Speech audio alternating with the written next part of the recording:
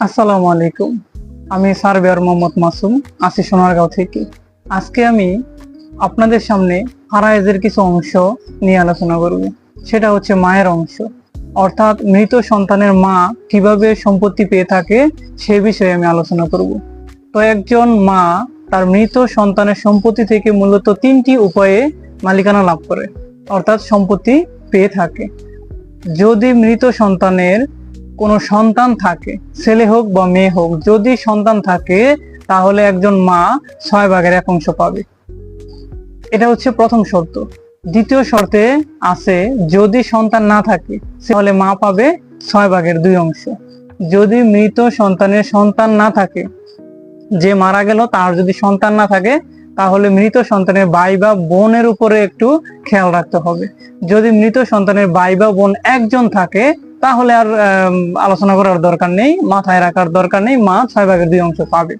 আর যদি একের অধিক, 2 বা ততোধিক, মানে একজনের বেশি থাকে, 2 জন, 3 জন, 4 জন, 5 জন, যেই হোক, যদি থাকে তাহলে আর মা 6/2 পাবে না। এখানে আবার মা 6/1 পাবে। সেটা হচ্ছে দ্বিতীয় শর্ত। আরেকটা শর্ত হচ্ছে উমরিয়াতের নীতি, যেটা প্রায় কাজে লাগে না, তবে কিছু কিছু ক্ষেত্রে কাজে লাগে।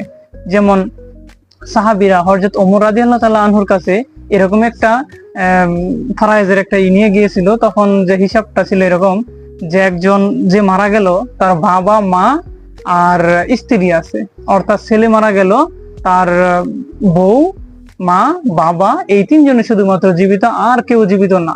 তাহলে আমরা দেখি যে স্ত্রী এখানে স্বামীর সম্পত্তি থেকে বাকি অর্ধেক, যেহেতু ছেলে মেয়ে নাই, অর্ধেক পায়।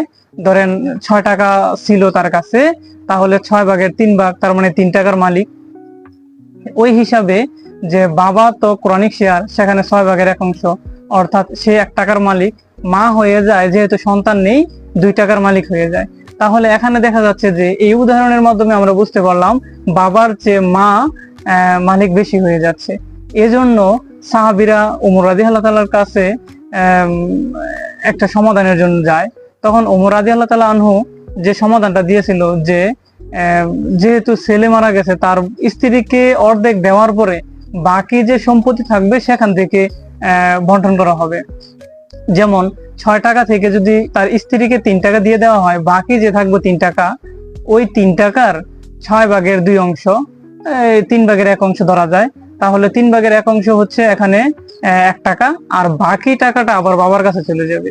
সেটা হচ্ছে উমরাতিয়ার নীতি। আশা করি বুঝতে পারছেন। আসসালামু আলাইকুম।